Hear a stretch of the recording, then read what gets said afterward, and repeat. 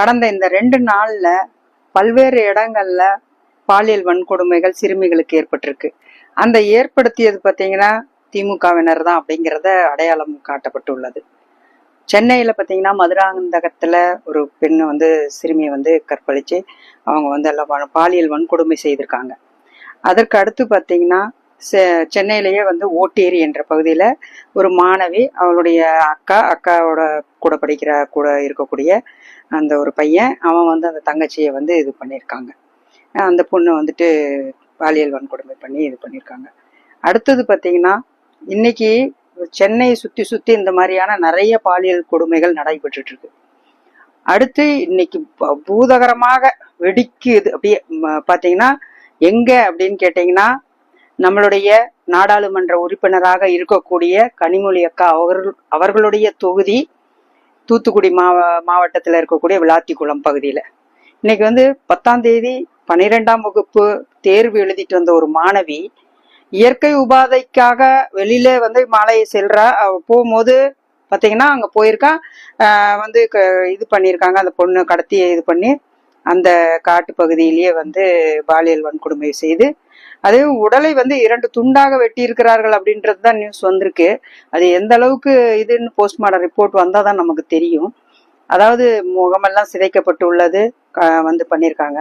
அந்த நைட்டே அந்த அம்மா அப்பா பொண்ணை காணோம் அப்படின்னு சொல்லிட்டு இதுல கொடுமையான விஷயம் என்னன்னா அந்த காணோன்னு சொல்லிட்டு போய் அந்த காவல்துறையில போயிட்டு அந்த விளாத்திக்குளத்துல போயிட்டு காவல் துறை அதிகாரிகள்கிட்ட பேசும்போது அவங்க என்ன சொல்லியிருக்காங்க, அங்கதான் பக்கத்துல எங்கேயாவது இருப்பாங்க, நீங்க போய் பாருங்க, அப்படி இல்லை அப்படின்னா காலையில 10 மணிக்கு வாங்கன்னு சொல்லிருக்காங்க. ஏன்னா அவங்களையும் நான் குறை சொல்லல. ஏன்னு கேட்டீங்கன்னா அதுக்கு முன்னதான் அன்னைக்கு திருச்சியில திமுக ஒரு நேரு அவரோட ஒரு பொதுக்கூட்டம் நடைபெற்றது. அதுக்கெல்லாம் போலீஸ் பந்தோபஸ்து போயிருப்பாங்க. அவங்களும் மனிதர்கள் தானே, அதனால நான் அதை சொல்லல. ஆனா முதல்வர் அவர்கள் கையில் வைத்திருக்கக்கூடிய சட்டம் ஒழுங்கானது தொடர்ந்து இந்த மாதிரி சீர்குலைந்து இருக்கிறது. அதுவும் நாடாளுமன்ற எம்பியாக இருக்கக்கூடிய கனிமொழி அவர்களோட அக்காவோட தொகுதி அந்த பகுதியில இந்த மாதிரியான ஒரு சம்பவம் ஒரு பெண்ணுக்கு இந்த மாதிரி எல்லாம் நடந்திருக்கு அப்படிங்கும் போது இது எந்த கண்ணோட்டத்துல நம்ம பாக்குறது? அவங்க மத்ததெல்லாம் பேசுறாங்க. ஆனா இன்னைக்கு அவங்க தொகுதியில இந்த மாதிரி ஆயிருக்கு. ஒரு குழந்தை இந்த மாதிரி பெண் ஆயிருக்காங்க, கொன்னு இருக்காங்க, பாலியல் வன்கொடுமை பண்ணிருக்காங்க. அதுவும் சாதாரண கொலையே இல்ல. நான் தான் தொடர்ந்து உங்ககிட்ட எல்லார்கிட்டையும் நான் சொல்லிக்கிட்டு தான் வரேன். நீங்களும் எல்லாரும் இன்னைக்கு சோசியல் மீடியாவிலயும் பாக்குறீங்க, பத்திரிகை செய்தியிலயும் பாக்குறீங்க, எல்லா இடத்துலயும் நம்ம கேக்குறோம். அதாவது அங்க நடக்குது இங்க நடக்குதுன்னு சொல்றோம். நம்ம வீட்டுல நடக்கிறதுக்கு எவ்வளவு நேரம் ஆகுங்கிறத நம்ம உணரணும். இதனாலதான் சொல்றேன், பெண் பிள்ளைகள் இன்னைக்கு பெற்றவங்க எல்லாம் முன்ன அந்த காலத்துல சொல்லுவாங்க, ஒரு 16 வயது பெண்ணு ஒரு 15 வயது பெண்ணு ஒரு ஏஜ் அட்டன் பண்ணதுக்கு அப்புறம் பாத்தீங்கன்னா சீக்கிரமா கல்யாணம் பண்ணி கொடுக்கணும், பெண்களை வீட்டுல வச்சிருந்தா வயிற்றுல நெருப்பு கட்டிட்டு இருக்கிறதுன்றது ஒரு பழமொழி மாதிரியே சொல்லிட்டு இருந்தாங்க. ஆனா இன்னைக்கு பெண் பிள்ளைகளை பெற்று எடுப்பதே ஒரு பயமா தானே இருக்கு.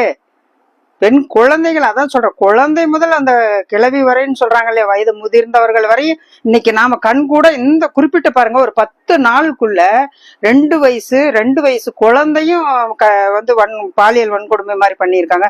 அந்த குழந்தைக்கு என்னங்க தெரியும்? ஒரு 2 வயசு குழந்தை, நீங்க நினைச்சு பாருங்க. அது மாதிரி ஆயிருக்கு. 70 வயது ஒரு மூத்த பெண்மணி, அவங்கள அவர் கணவரை கொன்னுட்டு அந்த பெண்ணிட்டையும் பாலியல் வன்கொடுமை பண்ணியிருக்காங்க, இதெல்லாம் பண்ணியிருக்காங்க. இன்னைக்கு பாத்தீங்கன்னா இந்த மாதிரி ஒரு 10வது படிக்கக்கூடிய மாணவி, 12வது படிக்கக்கூடிய மாணவி, 8வது படிக்கக்கூடிய மாணவிகள், இந்த மாதிரி இருக்கக்கூடியவங்க எல்லாம் தொடர்ந்து இந்த மாதிரி பாலியல் வன்கொடுமை செய்துட்டு இருக்காங்க. இதனால என்ன, அதாவது நாங்க எப்படி பார்த்துட்டு இருப்போம், நாங்களே எல்லாத்தையும் பாக்குறதா அப்படின்னு சொல்லிட்டு ஒரு சட்டம் ஒழுங்காக தன் கையில் வைத்திருக்கக்கூடிய ஒரு முதலமைச்சரோ இல்ல மற்ற அமைச்சர்களோ கூறக்கூடிய வார்த்தைகள் அல்ல. இது உண்மையாலுமே கண்டிக்கக்கூடிய ஒரு வார்த்தைகள் தான். அதாவது அவங்கவுங்க நம்ம பார்க்காம விட்டுறோம்னா, நான் சொல்றேன் பெற்றவர்கள் பார்க்கணும் தான், இல்லைன்னு சொல்லல. நான் என்ன சொல்றேன், பொதுவான விஷயங்களை கையில் எடுக்கணும். ஒரு மாநில முதல்வர் அப்படிங்கிறவரு நம்ம வீட்டுல நம்ம பிள்ளைங்களை பாதுகாக்கிறது நம்மளோட கடமை, அதை நான் ஏத்துக்கிறேன். ஆனா ஒரு தமிழகத்துல ஒரு சட்டம் ஒழுங்கு கொஞ்சம் கரெக்டா இருந்துச்சு, உடனே நான் என்ன சொல்றேன், நீதித்துறை ஆகட்டும் காவல்துறை ஆகட்டும் உடனடியாக நடவடிக்கை எடுத்து அந்த மாதிரி மாதிரி பாலியல் வன்கொடுமை செய்யக்கூடியவர்களுக்கு இன்னைக்கு வந்து போக்சோ சட்டம்னு சொல்லி சிறுவர்களுக்கு மட்டும்தான் கொடுக்குறாங்க. இல்லைன்னா வந்து பெரியவங்க வந்து பாலியல் வன்கொடுமை செய்யக்கூடியவங்களுக்கும் போக்சோ சட்டத்துல அரெஸ்ட் பண்றாங்க. ஆனா நான் என்ன சொல்றேன், இந்த அரெஸ்ட் பண்ணி அவங்கள வந்து உட்கார வச்சு அவங்களுக்கு நம்ம நீதி கிடைக்கிற வரைக்கும் நம்ம பார்த்துட்டு இருக்கிறதுக்கெல்லாம் ஒன்றும் வேலையே இல்லைங்க. சரியான தண்டனை சரியான நேரத்துல அவங்க செய்த அந்த அந்த அந்த கொடுமைகளை உடனுக்குடனே அவர்களுக்கு தீர்ப்பு எழுதி அவர்களை சரியான முறையில் தண்டித்தால் மட்டுமே இந்த மாதிரியான குற்றங்கள் குறையுங்கிறதுக்கு உண்மையான ஒரு விஷயமாக இருக்கு. இது வந்து பொதுமக்கள் நிறைய பேரோட கருத்து கூட இதுதான். ஏன்னு கேட்டீங்கன்னா என்ன சொல்றாங்க, இந்த பக்கம் பண்ணுனா எனக்கு இந்த ஆட்சி இருக்கிறாங்க, இவங்க என்ன பாதுகாப்பாங்க அப்படின்னு அவங்க செய்யறாங்க.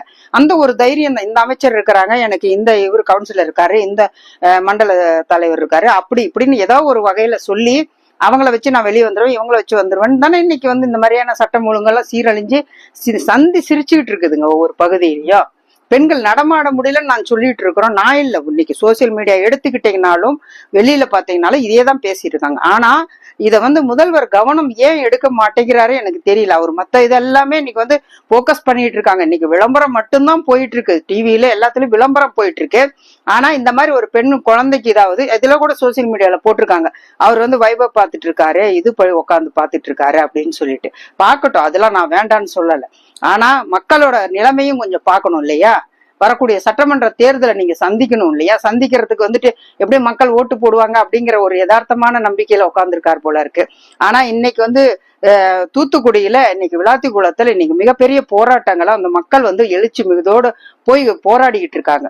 அந்த இன்னைக்கு போயிருக்காங்க அக்கா வந்துட்டு, கனிமொழி அக்கா போயிருக்கிறாங்க, சமூக நலத்துறை கீதா ஜீவன் அவங்க, திருமதி கீதா ஜீவன் அவங்க போயிருக்காங்க. ஆனா அந்த மக்கள் வந்து பாத்தீங்கன்னா அவங்கள வந்து பயங்கர முற்றுகையிட்டு போராட்டம் பண்ணிட்டு இருக்காங்க. என்ன இவங்க ஆறுதல் சொன்னா அந்த குழந்தை வந்துருவாளா, திரும்பி கிடைச்சிருவாளா, இல்ல அந்த பெற்றோர்களுக்கு தான் வந்துட்டு ஒரு மன நிறைவு கிடைக்குமா? எந்த நாட்டுல நம்ம வாழ்றோம் அப்படிங்கிறது வேண்டாமா?